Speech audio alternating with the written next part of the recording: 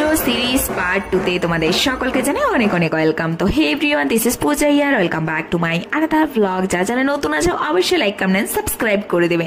তো চলো, এটা হচ্ছে অষ্টমীর দিন সকালের ব্লগ। দেখো সকালে আমি কত সুন্দরভাবে রেডি হয়ে গেছি। জানি ভিডিওগুলো অনেক লেটে আপলোড করছি, কি করব, আমি হচ্ছে অনেক লেট।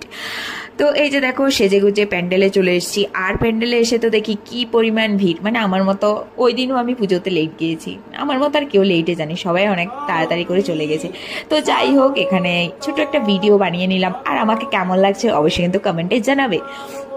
তো এটা হচ্ছে আমার ফুল লুক। ভালোভাবে শাড়ি পরতে পারি না, মানে সাজুগুজু তো যাই করলাম, চুলটুল বাঁধতে পারি না, এমনি বেঁধে নিয়েছি। যাই হোক, যেটা আমি পারি ওটাই করে নিয়েছি। আর ওখানে গিয়ে দেখি ঠাকুর আরতি অলরেডি শুরু হয়ে গেছে। আর ঠাকুরটাকে দেখো কি সুন্দর লাগছে।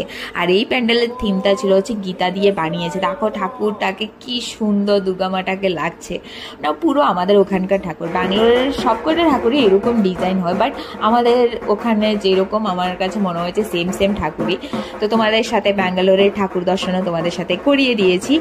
আর অষ্টমীতে তোমরা কে কেমন মজা করছে সেটাও বলবে। তারপর অঞ্জলি টঞ্জলি দিয়ে এখানে চলে গেছি। এখানে প্রোগ্রাম হচ্ছিল চিরদিনে তুমি যে আমার, অমর সঙ্গী সিনেমার।